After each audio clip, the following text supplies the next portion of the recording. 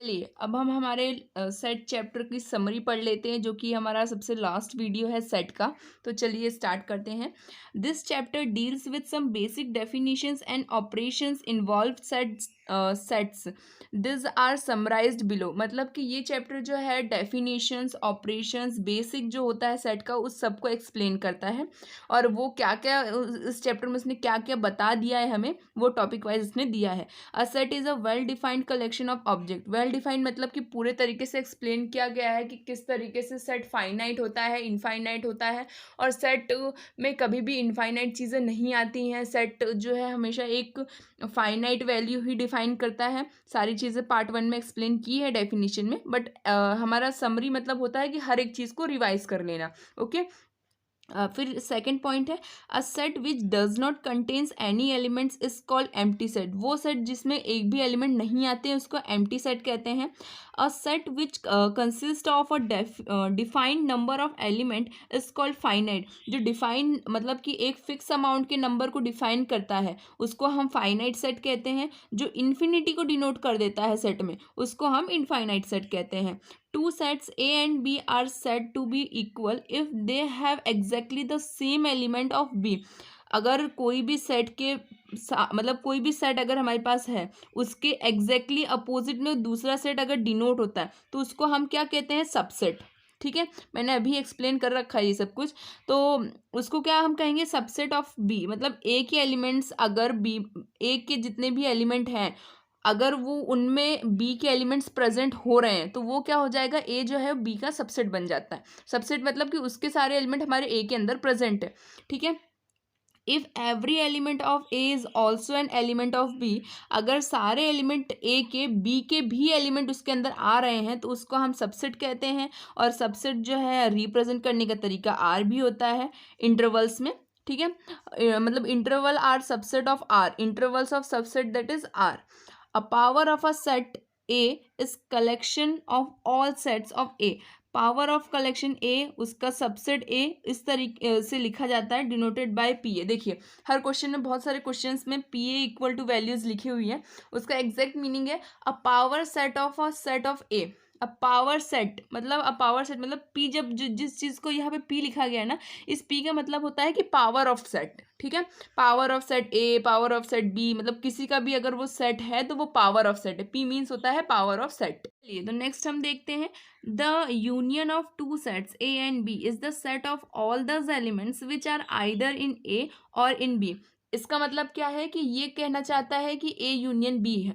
Union means क्या होता है, सारे एलिमेंट को कंबाइन करके लिखना। अब भले वो ए में हो या तो वो बी में हो, लेकिन एलिमेंट सारे के सारे हमारे किस में आ जाएंगे, यूनियन में। नेक्स्ट पॉइंट देखिए, the intersection of two sets. दो सेट का इंटरसेक्शन जो कि है ए और B is the set of all elements which are common, जो कि कॉमन होते हैं। The difference of two sets A and B in this order is the set of elements which belong to A but not to B. मतलब A को belong, मतलब A को belong कर रहा है लेकिन बी को बिलोंग नहीं कर रहा। अब इसका मतलब क्या है, ए माइनस बी, बी माइनस ए। समझ रहे हैं ना आप। ए माइनस बी, बी माइनस ए क्या होता है कि ए की वैल्यूज बी में नहीं ए की जितनी भी वैल्यूज है वो बी के अंदर प्रेजेंट नहीं होनी चाहिए, और बी की जितनी भी वैल्यूज है वो ए के अंदर प्रेजेंट नहीं होनी चाहिए, तभी ए माइनस बी होता है और बी माइनस ए होता है। वही ये पॉइंट शो कर रहा है।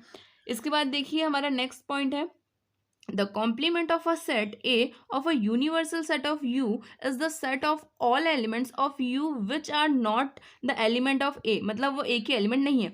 इसका मतलब ये है कि कॉम्प्लीमेंट ऑफ अ सेट वो होते हैं जो किसी भी चीज़ का अपोजिट शो करते हैं। जैसे कि A में जो है वैल्यू है 1 2 3, मतलब A के जो एलिमेंट्स है वो 1 2 3 है। तो यूनियन में हमारे 6 तक की वैल्यूज़ है, 1 से लेके 6 तक। उनमें से A के पास तीन नंबर है जो कि डायरेक्ट 1 2 एंड 3 है। तो हमारा कॉम्प्लीमेंट ऑफ अ सेट क्या होगा, 1 2 3 को साइड में करके बाकी जितने भी एलिमेंट्स बचते हैं, मतलब 4 5 6 यूनियन के अंदर, वो सारे हमारे कॉम्प्लीमेंट ऑफ अ सेट में आ जाएंगे, जिसे हम ए डैश और ए सी से डिनोट करते हैं। चलिए नेक्स्ट देखते हैं, for any two sets A and B, A union B dash, ये जो है ना, ये डैश जो होता है ये होता है complement of a set. For any two set A and B, A union B dash equal to A intersection B dash. Sorry, ये जो ये वाला पॉइंट है लास्ट सेकेंड, ये पॉइंट प्रॉपर्टी को शो करता है। ठीक है, ये सारे पॉइंट्स जो है हमारे प्रॉपर्टी को शो करने वाले हैं। चलिए नेक्स्ट देखते हैं, और प्रॉपर्टी मैंने 1.5 एक्सरसाइज में क्लियरली समझा दी है। If A and B are A and B are finite sets such that A intersection B is a fine, ठीक है, देन हमारा N equal to A union B, ये दोनों जो है प्रॉपर्टी है। प्रॉपर्टी एकदम अच्छे से मैंने समझाई है 1.5 एक्सरसाइज में, क्लियरली थोड़ा एक्सप्लेन भी किया है, थोड़ा क्या अच्छे से एक्सप्लेन किया है मैंने उसमें। पार्ट वाइज है वो, लिंक डिस्क्रिप्शन में आपको मिल जाएगा, जाके देख लीजिएगा। हमारा सेट चैप्टर जो है टोटली कंप्लीट हो गया है। 1.6 exercise one of the most important exercise है, बिकॉज उसके क्वेश्चन 3 मार्क्स में आते हैं। उसके बाद हमारी जो डेफिनेशन है, डेफिनेशन विद एग्जाम्पल हमें समझ में आने चाहिए, बिकॉज 1 मार्क्स में और 2 मार्क्स में डेफिनेशन के क्वेश्चन आते हैं सेट में से। देन 1.5 एक्सरसाइज, 1.3 एक्सरसाइज इंपॉर्टेंट है, वो भी 2 मार्क्स में आते हैं। कभी कभी सेट में से 5 नंबर का क्वेश्चन आता है, जिसमें से एक सबसे पहले डेफिनेशन पूछ लेंगे, डेफिनेशन के साथ साथ उसका एग्जाम्पल पूछेंगे, वो 1 मार्क्स का होगा। उसी क्वेश्चन में एडप्ट कर देंगे जो 1.3 के जो क्वेश्चन होते हैं, like complement of a set के क्वेश्चन, या फिर इंटरसेक्शन के क्वेश्चन, या फिर बहुत सारे अलग अलग बेसिस पे आते हैं क्वेश्चन, जो कि मैंने आपको हर एक्सरसाइज में बताया है कि कौन सा क्वेश्चन कितना इंपॉर्टेंट है। एंड मिसलेनियस एक्सरसाइज जो हमारी one of the last exercise होती है, उसके लास्ट के 3 क्वेश्चंस बहुत ज़्यादा इंपॉर्टेंट है, और बिना डायग्राम भी इंपॉर्टेंट है, वो भी आता है 2 मार्क्स में। और आई थिंक इतना ही आता है सेट में से, ऑलमोस्ट 8 मार्क्स या फिर कभी कभी 10 मार्क्स, इतना ही उसका चैप्टर का पैटर्न रहता है। लेकिन हाँ, सेट चैप्टर बहुत ईजी है। आप लोग प्लीज़ जितना हो सके ना, कुछ चैप्टर इतने ईजी होते हैं ना कि आप लोग जल्दी से उससे नंबर गेन कर सकते हैं, ठीक है। तो ये उसमें से एक ऐसा चैप्टर है। ये तो अब हमारा एक्सरसाइज का सबसे लास्ट एग्जाम्पल है, example 34, that is a college award 38 medals in a football. मतलब एक कॉलेज में अवार्ड्स मिल रहे हैं, जिसमें से 38 मेडल फुटबॉल के लिए हैं, 15 मेडल बास्केटबॉल के लिए, 20 मेडल क्रिकेट के लिए हैं। If this medals went to total of 58 man, मतलब कि 58 हमारे पास मैन है, and only 3 mans got medal, लेकिन सिर्फ और सिर्फ 3 लोग हैं जिनको मेडल मिल रहे हैं इन ऑल 3 स्पोर्ट्स। सारे स्पोर्ट्स में 3 मैन होंगे जिनको हम मेडल्स देंगे, ठीक है। How many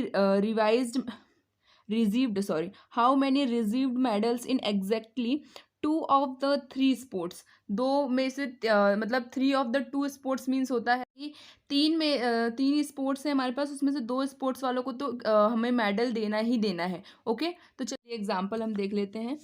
if F, B and C, football, basketball and cricket, denoted the set of a man who received medals, जिसको मेडल मिलने वाले हैं, किसमें, फुटबॉल, क्रिकेट और हमारा फुटबॉल, बास्केटबॉल और क्रिकेट में।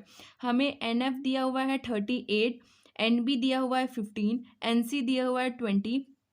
अगर हम इन तीनों का यूनियन देखें, क्योंकि वहाँ बोले गए हैं कि 58 मैंस है ना, मतलब टोटल मैन, तो हम तीनों का यूनियन देखें तो वो है 58।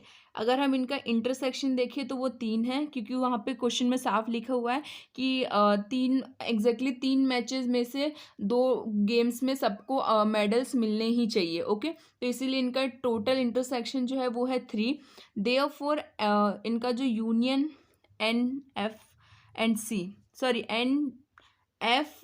B एंड C, ये जो 3 हमारे हैं, इसका हम फॉर्मूला अप्लाई करेंगे। तो देखिए जब 3 हमारे फैक्टर्स होते हैं तो उनका फॉर्मूला किस वे में होता है देख लीजिए, ये क्वेश्चन इंपॉर्टेंट भी है।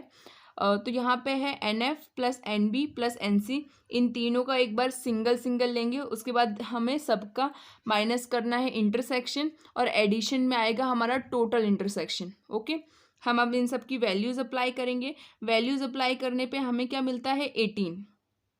आप सॉल्व कर लीजिएगा इसको पूरे। देखिए जैसे कि यहाँ पे हमारा है दैट इज़ एफ है 38, बी है दैट इज़ 15 एंड सी है दैट इज़ 20, ठीक है। एफ बी का इंटरसेक्शन मतलब होता है कि एफ और बी, ये रहा, इसका एक पहले इसका फॉर्मूला अप्लाई होगा। फॉर्मूला कौन सा वाला जो हम हमेशा से यूज़ कर रहे हैं, that is NF plus NB minus minus N F intersection B और इक्वल टू में क्या होगा इनका यूनियन। तो यूनियन चाहे इन दोनों सेट का हो चाहे टोटल का हो, यूनियन हमेशा कितना होगा 58।